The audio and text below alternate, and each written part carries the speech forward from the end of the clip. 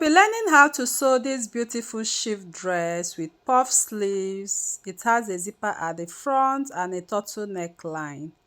These are the different colors of this shift dress. I'll be sharing with you the tips and tricks to making this beautiful dress the way it is. It looks so gorgeous and beautiful. This is what I got right here. You can see the shift dress is shifting. You can see the zipper. These are the sleeves. You can make your sleeve a little bit longer. I will show you how to do that. It has an elastic and you can adjust it when you wear it to your taste. I decided to make mine just 3/4, and here is the zipper. You can zip it up, you can zip it to wherever you want. It has 2 side pockets as well. So if this is what you want to learn in this class, I'll encourage you to stay till the end of this tutorial to learn how this beautiful shift dress is made. This shift dress has 2 side pockets. It actually looks so beautiful. I love this dress. So let's dive into this tutorial right away. We're making use of just 3.5 yards of Ankara fabric. So I use 3.5 yards, and here you can see my zip. So you can use a very long zip actually, but this is just the length I have, but the principle remains the same. Right now we are going to open up this 3.5 yards. Is the 3.5 yards, and here is the 45 inches length of Ankara. I'm going to pick up this fabric. I'm going to place it on fold using my hip circumference. So we are using hip circumference divided by 4, then add 8 inches to it. My hip circumference divided by 4 is 12 inches. Adding 8 inches to it will give me 20. So I will keep adjusting to get 20. Here I'm taking my measurement to be sure I have 20 inches. Right now I'm going to chalk down the 20 inches and make a notch to it. We are going to cut it out right now. This is going to serve as the back piece. The back piece will be on fold. I'll go over to the down piece of this dress, and I'm also going to measure the same 20 inches. This is just to be on a straight line. I got the 20 inches. I proceeded to cut out this piece. Finally, I'm done cutting out this piece. As you can see, this piece on fold is going to be for the back piece, and you can see it's measuring my hip divided by 4 plus 8 inches. I got 20 inches. First, I'm going to create my border line. I just created 1 inch border line, and on that line I'm going to place my tape and measure my chest line. My chest line is 9 inches. I'm going to measure my waistline, 17 inches. Next is my hip line at 29 inches. And the full length, I used exactly my knee length, 41 inches, but I added 1 inch for hemming allowance. I'm going to highlight all of these lines. Of course, you know why I use my hip circumference for the folding is because it's the largest part of my body. So if your bust is the largest part of your body, you can use it and add 8 inches for the folding. Now I'm going to mark my neckline. Neckline is 3 inches. Neck depth is 1 inch for the back. We are drafting both front and back on this piece. Then we'll use this piece to cut out the front piece. This is the back piece. The back piece is on fold. The neck depth for the front is 3 inches. I'm going to mark 3 inches and connect it to the 3 inches. That is 3 by 3 inches for the front neckline. Next, I'm going to mark my shoulder divided by 2. On the shoulder line, I'm going to mark my shoulder divided by 2. And I'm also going to mark the same shoulder divided by 2 on the chest line, just to get a straight line. I'm down by 1 inch for my shoulder drop, and I'm going to connect it to the neckline this way. Then I'll connect a straight line for the armhole. I'm going to get the midpoint of my armhole right now. Here is the midpoint, and I'm going to go in by 1/2 inch and then connect with a straight line. On the chest line, I'll just go ahead and measure my bust circumference divided by 4. Mine is 10 inches, but I'm going to add 2 inches. Just add 2 inches to it for ease and for seam allowance. Then I'm going to complete my armhole like this. Then I'll also mark the back armhole, connecting it to the straight line. I believe you understand. We have front and back armhole right here. Next, we are going over to the waistline. On the waistline, you are going to mark your waist circumference divided by 4. Mark my waist circumference divided by 4. Then I'm going to add 2.5 inches for ease and for seam allowance. 2.5 inches. Then I'm going to connect from the bust area to the waist area. Then we are going over to the hip line. On the hip line, I'm going to mark my hip circumference divided by 4. My hip circumference divided by 4 is 12 inches. Then I'm going to add 4 inches for ease and for seam allowance.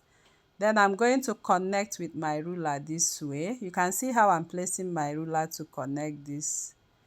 Next, I will now go over to the, make sure you blend that part. So we are going over to the hem line right now. Then on the hem line, we'll just go ahead and connect an A line. From the hip line, I'll place my ruler straight and connect it just to the end of the folding. Remember, we added our hip circumference plus 8 inches. So that means the A line, I added 8 inches for ease and for seam allowance. Now I'm going to come up by 1 inch and blend up this part, just not to have a sharp edge. I'm done drafting the front pattern right now. So next we want to draft the front pattern. The front pattern is going to have a zip. So this is the back piece. I'm trying to label it back. I will fold my fabric again for the front pattern. So this is the remaining part of the fabric. I'm going to continue folding it the way I folded the front, the back I mean. But this time around, I'm going to add 2 more inches to my hip circumference divided by 4 plus 8 inches. So remember I got 20 inches, so I'll just go ahead and add 2 more inches to it, unfold.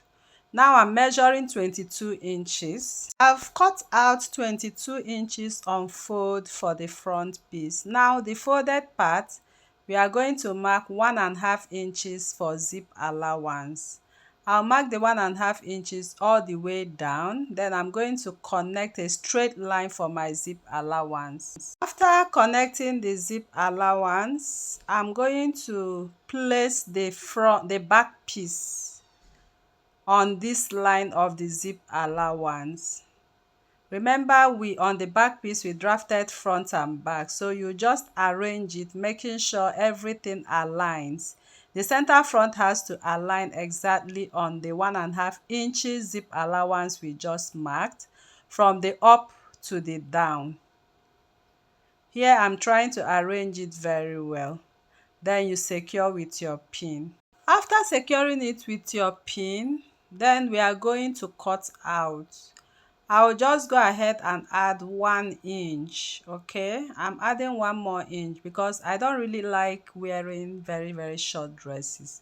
So I thought of adding 1 more inch to this. So I kept cutting, but I realized we need to add our pocket. So from the waistline, just go ahead and mark 1 inch downwards. You measure 7 inches for your pocket opening. Then from that point, you also measure 10 inches for your pocket depth. Then you come out by 1.5 inches on the 7 inches line. 1.5 inches. Then you are going to connect it this way to the 10 inches pocket opening, then connect it all the way straight like this. So that is the space for your pocket. Then after that, I continued cutting through the pocket like this following the chalk line. So I just follow the chalk line all the way down. So we will keep cutting right now, following the chalk lines. Then you come over to the armhole and cut the outer part of the armhole. Forget to add ½ inch on your shoulder seam line. Then you cut only the back neckline. Next, we are going to mark out the front neckline. Let it touch the 1.5 inches zipper allowance. Then we are going to trace that neckline back to the neck width of 3 inches. So we are tracing it on the front piece right now. After that, you go ahead and cut out the front neckline. Then open up the zipper line. I kept opening up the zipper line all the way down. Now we are going to trace out the armhole for the front. So you are going to lift up the armhole for the back and then go in by ½ inch for the front. Then you connect that ½ inch with a straight line to the tip of the armhole like this. Then we are going to blend it all the way to the bust line. The front armhole is usually deeper, so I'll just go ahead and cut it out like this. We are done with the cutting of this dress. So we are going to place this pattern on our lining and cut out exactly what we have on the Ankara fabric. So here is the front and the back piece right now. So let's cut out the lining. You can use any lining of your choice, but I decided to use doll face satin fabric. So you can use any lining, but I'm using doll face satin fabric for this. I'll just place it on fold, my lining on fold, and then place my pattern. So I can decide to cut the back pattern first or decide to cut the front pattern. So just place it on fold and cut out the patterns. Here I am cutting out my patterns, the lining, using the pattern of the men fabric. And after cutting my lining now, this is the back piece. I'll set it aside, or the front piece, and this is the back piece. The back piece is on fold, as you can see. I've cut out 2 pieces of it. So the next thing you do is to reduce your lining. I'm reducing my lining by 1 inch because we are going to turn the men fabric with the lining. Here you can see is the lining is actually shorter. I'll also reduce the other piece by 1 inch. So just go ahead and reduce the front lining by 1 inch, the back lining by 1 inch. Here you can see the back lining is also shorter. So all the linings are shorter by 1 inch. Now you are going to mark the wrong sides. That is the next thing to do. Mark the wrong sides of your Ankara fabric. We are going to work on the front piece first. On one part of the front piece, we are going to place your lining right side to right side on the hem line. Make sure you align everything.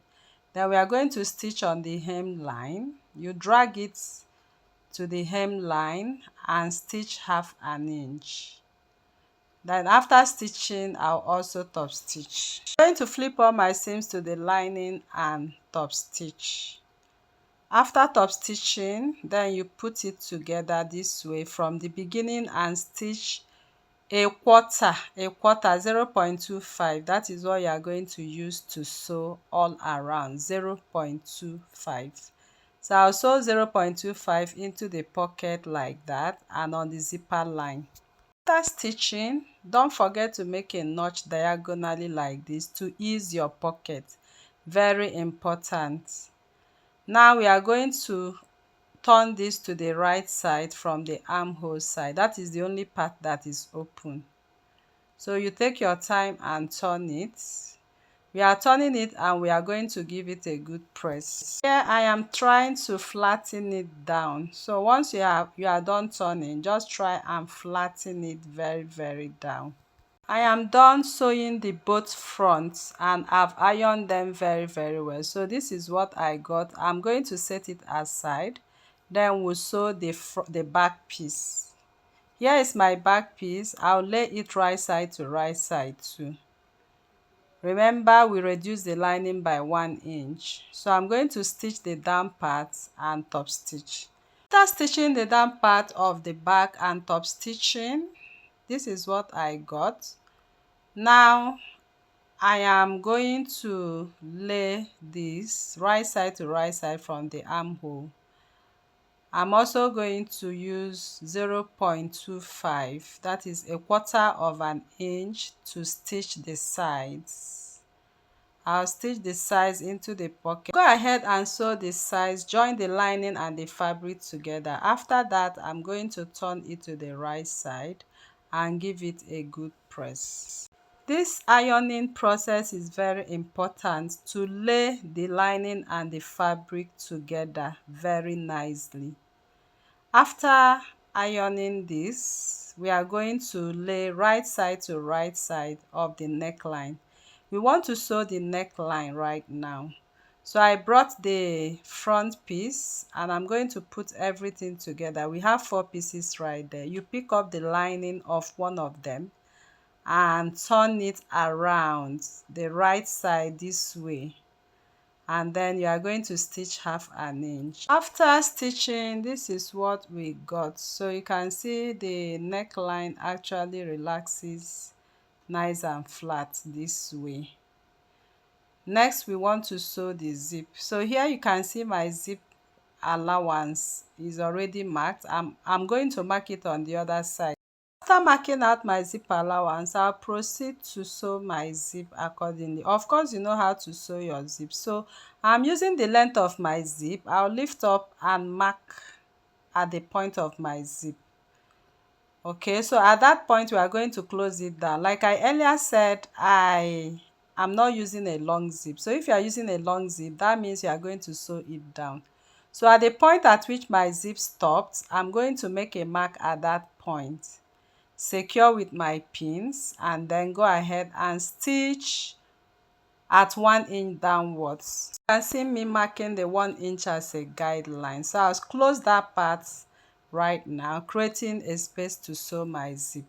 I'll go over to the machine with my zipper foot. I'll open up my zip right now. On the chalk line I marked, I'll place my zip like this and I'm going to stitch in my zip. Here the zipper is ready and this is what I got for my zip. I gave it a good press.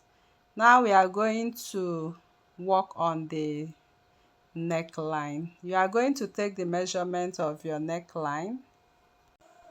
Here I got 18 inches as the measurement of my neckline.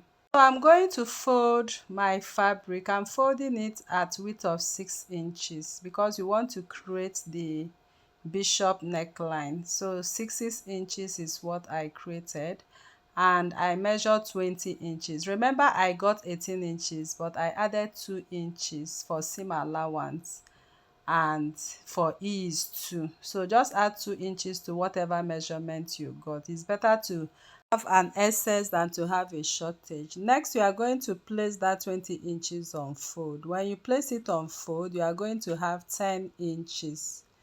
Next, you are going to mark 1 inch from the folded part. Mark 1 inch. That will serve as the base of this collar. I'll rule my line. That is the starting point for drafting the collar. Then we are going to get the midpoint of the 10 inches. Here is my midpoint. I'm going to mark. Then at the folded end, mark 2 inches upwards. That is 2 inches. Then at the midpoint, you mark 2 inches. Then you connect with a straight line. Next, you will come to the open end. At that point, we are going to mark 1 inch. You mark 1 inch. With the curvy part of your ruler, you are going to connect that center marking to the 1 inch like this. Then on the outer part, you also mark 2 inches. From that point of the curve, mark 2 inches. We are going to also follow the same shape we have downwards, upwards like this, and connect. Now at the tip of that part, measure in 3/4, which is 0.75. Then use the curvy part of your ruler. Of course, you know how a bishop collar usually curves. So that is what we are doing right here. Next, we are going to cut out the pattern. I'll go ahead and follow the shape exactly like this and cut out on the chalk line. This is my collar. I have both lining and fabric in here. I'll go ahead now to mark the wrong sides of the collar, and then we are going to lay our hairstay on it. So I'm using hairstay for this, not a collar stay, but you can also use a collar stay. So after hairstaying, this is what I got. Then we are going to put right side to right side of each of them, so we'll be able to stitch accordingly. I'll secure with my pins at each end. I'll also secure the upper part of this collar at the middle. We'll go ahead and stitch 1/2 inch. You are going to stitch 1/2 inch, take note. After stitching, I'm going to flip all my seams. The part I choose as a lining and top stitch, so that will make it relax very nicely. Here I am done ironing it. I'll put it together to get the midpoint because we want to attach this to the dress. So if you look very well, you can see I folded 1/2 inch on one side. That is the part we are going to top stitch, while the other part we are going to stitch it to the neckline right now. So I'll put my neckline together too, just to get the midpoint. Here is the midpoint. I'll create a notch to it. I'm going to lay that part of the collar that I did not fold in. I'm going to lay it, the straight part that I did not fold in, right side to right side on that center back, secure with my pin. Then from the center back, I'll sew to the front on each side like this. Here I'm done sewing the first collar. Now I'm going to fold it in. You know I ironed 1/2 inch already here. So I'm going to secure that part with my pin at the edge. I'll come over to the other edge and tuck in that 1/2 inch and secure with my pin. So if you have an excess on this collar, please try to sew it down to match with the zip. Okay, it's better to have an excess than a shortage. Next, I'm going to top stitch on top of the collar. Here, after top stitching, this is what I got. The next we are going to do is to put this dress together and sew the side. Sew with 0.75 and 0.25 on the pockets, okay? Don't forget to place notches diagonally on the pocket after stitching to ease the pockets. Next, we are going to sew the sleeves. I'm going to use my basic sleeve for this sleeve. I'll just bring the remaining part of my fabric. The remaining part of my fabric now is 1 yard, which is 36 inches. Place it on fold on the 45 inches length of Ankara. Then place it on another fold this way. Then we are going to place our pattern, I mean the basic sleeve, on the folded part. If you want this sleeve to be a little bit longer, of course the original is actually longer than the basic sleeve with 5 inches, so you can get more fabric for that. I've already traced out 1/2 inch for my seam allowance on the sleeve head. Then you are going to measure what you have on your armhole. Whatever you have, that is what you are going to mark on your sleeve head. I have 10 inches. I'll go ahead and measure 10 inches on that line. Then add 1 inch for my seam allowance. Now on the down part, just measure 14 inches, okay? I'll mark 14 inches and connect it straight like that. You can also make it bigger, like 16 inches or even 18 inches. So I'll place my pattern this way and then connect it. That is the shape of this sleeve. Now we'll cut out this piece. If you want, you can make it longer, so by the time you drag the elastic, it gives you a lot of puff. I believe you understand. Next is to cut out on the chalk line this way. After cutting out, we'll open up the sleeve, but make a notch on the sleeve grain line. The front sleeve is usually smaller, so I'll just mark out half an inch. Center line, mark out half an inch, then blend it out. That is the front sleeve. I'll just chop off the front sleeve this way, then make a notch to show my front sleeve. Next, I will mark the wrong size of my sleeve. On the down part of the sleeve, I'm going to fold in my elastic casing. Elastic is just 9 inches, okay, because the wrist is always at 9 inches round. So you just go ahead and take it into the casing. So you top stitch the end so the elastic does not slip out. Now we are going to put it together and stitch her fan. After stitching, this is what we got for the bow sleeve. We're going to sew the sleeve to the main dress. So you are going to match it to be sure the right sleeve is on the right side. So this is the sleeve that will be on the right side. Then I'm going to insert it into the armhole. Secure the sleeve grain line to the shoulder seam line with a pin. Secure the armhole line to the sleeve armhole with a pin too. So we are going to stitch at half an inch. Sewing the sleeves, this is how beautiful the sleeve looks right here. So you can make it longer if you want, if you really want the puff sleeves to puff very well. This is the zipper line. Everything looks beautiful and gorgeous. The color. Thanks for watching and see you in the next one. Bye.